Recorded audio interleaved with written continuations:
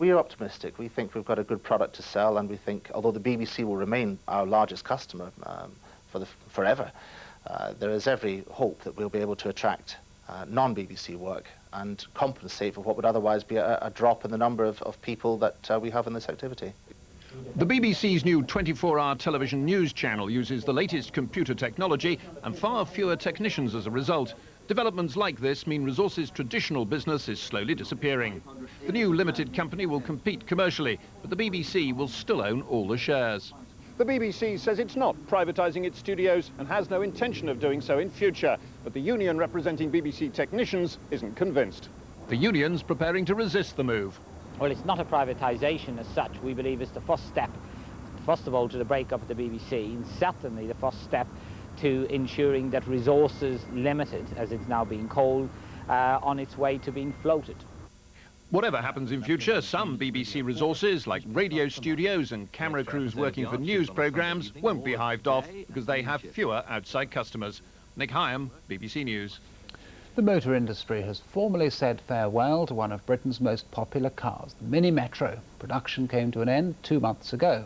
Rover announced this morning that the very last car, made at Longbridge in the West Midlands, will be handed over to a museum.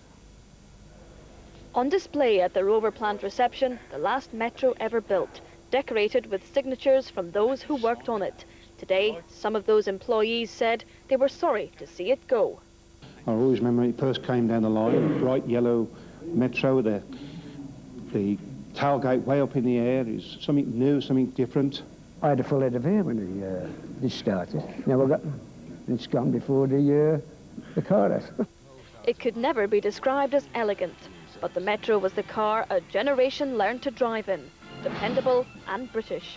The new Austin Metro, a British car to beat the world.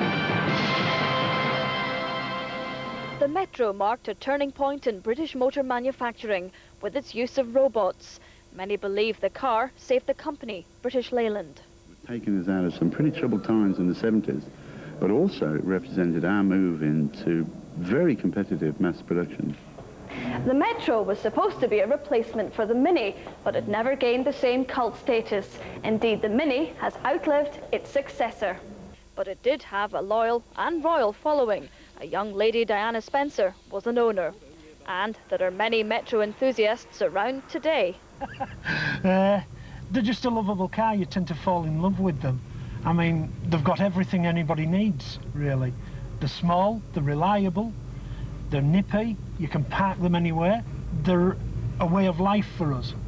But it's now the end of the line and the end of an era in British motoring history. Emma Simpson, BBC News, Birmingham. It is one of the big days in the rugby calendar tomorrow. England